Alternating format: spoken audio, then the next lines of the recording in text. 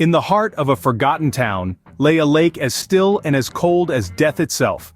This is a tale of Lake Moros, nestled in a town untouched by time, where the modern world seems like a distant echo. A town that has been left to its own devices, its secrets buried deep, and its stories whispered in hushed tones. At the very heart of this town, Lake Moros sits, like an unblinking eye, a sentinel to the town's forgotten past. The lake, as still as a photograph, reflects the lifeless gray sky above, its surface seldom disturbed. It's an eerie sight, a chilling tableau that seems frozen in time. But as the townsfolk would tell you, the tranquility of the lake is an illusion, a deception. For there's a certain chill that hangs in the air, a murmur of something sinister that sends shivers down the spine. When night falls, the lake transforms. The eerie silence becomes deafening, as if the world itself holds its breath. The moonlight dances on the water, casting long, creeping shadows that seem to move of their own volition, slithering beneath the surface. The townsfolk speak of these shadows in hushed whispers, their eyes filled with a mix of fear and fascination. They recount tales of strange occurrences, of inexplicable events that defy logic. Of a fisherman whose line was pulled so harshly, it yanked him into the icy depths, never to surface. Of a woman who claims to have heard siren-like whispers, luring her towards the water. Of a child who saw faces in the water, faces that weren't human. The skeptics dismiss these as mere tales spun by an isolated community, a product of overactive imaginations. But those who have felt the bone-chilling cold of the lake, who have heard the eerie silence, who have seen the shadows move, they know that Lake Moros is more than just a body of water. It's a keeper of secrets, a holder of fear. But beneath the surface of Lake Moros, something stirred, something ancient and hungry. Enter our protagonist, a man named John, an angler with an insatiable obsession for the unknown. John was no ordinary man. He was a seasoned angler, a master of the rod and reel, who had fished in the most treacherous waters and lived to tell the tale. Over the years, he had become a legend in his own right. But his thirst for adventure was far from quenched. His obsession had led him to Lake Moros, an ominous body of water shrouded in mystery and haunted by terrifying tales. The townsfolk spoke of eerie happenings, of anglers who ventured into the lake and never returned, their boats found empty, drifting aimlessly. The lake, they said, was cursed, its depths holding secrets that were best left undisturbed. But these stories, far from deterring John, only fueled his curiosity. He was drawn to the lake, its sinister allure irresistible. He yearned to uncover its secrets, to be the one to solve the enigma that was Lake Moros. Preparations began in earnest. John's meticulous nature was evident as he readied his gear, each piece carefully selected and tested. He studied the lake, its currents and depths, its flora and fauna, noting every detail that might give him an edge. He drew maps, planned routes, calculated risks. He was a man on a mission, ready to face whatever awaited him in the lake's dark, forbidding waters. The townsfolk watched in hushed silence, their warnings falling on deaf ears. Some shook their heads in disapproval, others crossed themselves, praying for his safety. But John was undeterred by their skepticism. He was a man possessed, his obsession blinding him to reason and fear.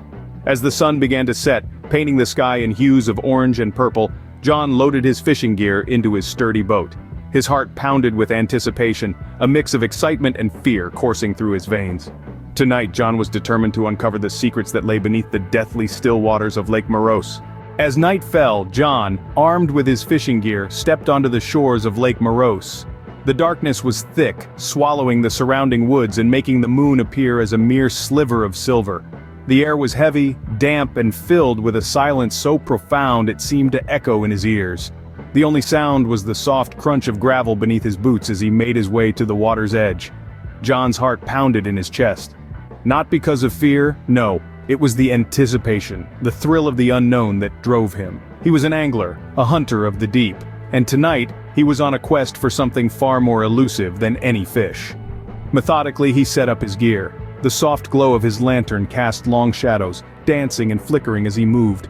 His hands, steady and sure, assembled his rod, threaded the line, and affixed the bait. He cast his line into the lake, the splash breaking the silence like a stone shattering glass. As he settled in his chair, the eerie quiet returned, wrapping him like a shroud. He peered into the abyss of the lake, the surface as black as obsidian. It was like staring into the eyes of a monster that watched and waited in the depths.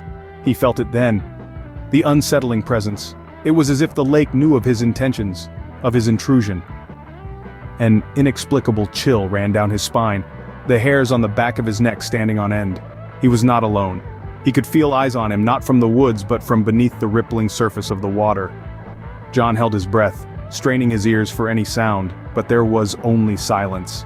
An oppressive, smothering silence that seemed to hold him in its grasp. It was not the peaceful quiet of nature, but a silence that screamed of something lurking. As his line sank into the murky depths, the lake seemed to come alive, whispering untold horrors. It was a night at Lake Moros he would never forget. A night when the hunter became the hunted. Suddenly, a monstrous tug on his line jerked John back to reality. His heart pounded in his chest like a drum in the silence of the night. The once tranquil Lake Moros was now a battlefield, and John, the unsuspecting angler, found himself locked in an epic struggle with an unseen adversary. The fishing line, usually a simple tool of leisure, transformed into a lifeline connecting him to the mysterious creature lurking beneath the dark waters. A weighty dread began to settle in the pit of his stomach as the line tugged violently, threatening to pull him off his footing. John's hands, calloused and weathered from years of angling, strained against the force of the creature. His knuckles turned white as he fought to maintain his grip. His breathing grew ragged and beads of sweat trickled down his forehead, stinging his eyes. But he held on, his determination fueled by a primal instinct for survival. The moon, the only witness to this chilling encounter, cast an eerie glow. Submerged in the icy darkness, John came face to face with the ancient terror of Lake Moros. A frigid chill ran down his spine as though he had been plunged into an abyss of unending terror. John's heart pounded like a frantic drum, echoing in the silent gloom of the underwater world. His breath hitched as he came upon the creature, a monstrous enigma shrouded in the obscurity of the lake. The creature, an embodiment of the lake's haunting tales, was a sight too horrifying to fully absorb. Its form was elusive, shifting and twisting in the murkiness, seeming to be made of the very darkness that surrounded it. Its size was indeterminable, for it seemed to stretch on and on into the water's eternal blackness. It was as if the lake itself had taken on a monstrous life of its own. John could feel its presence, a sinister aura that made the water around him tremble with dread. He could sense its eyes on him, eyes that held millennia of chilling secrets and insatiable hunger. They were eyes that had seen the rise and fall of ages, eyes that held the power to petrify even the bravest of souls. Despite the terror gripping him, John found himself drawn in by the creature's hypnotic gaze. Each second that passed seemed to reveal another layer of the creature's horrifying nature, yet its full form remained a terrifying mystery. The monster of the lake was a master of the unseen, a terror that thrived in the shadows, its true horror lying in the unknown. As he stared into the eyes of the ancient terror, a realization struck him like a bolt of lightning, sending shivers of terror coursing through his veins. The legends were true. The terror wasn't just in the stories, it was real, alive, and right before his eyes. As he stared into the eyes of the ancient terror, John realized the terrible truth about Lake Moros. But would he live to tell the tale?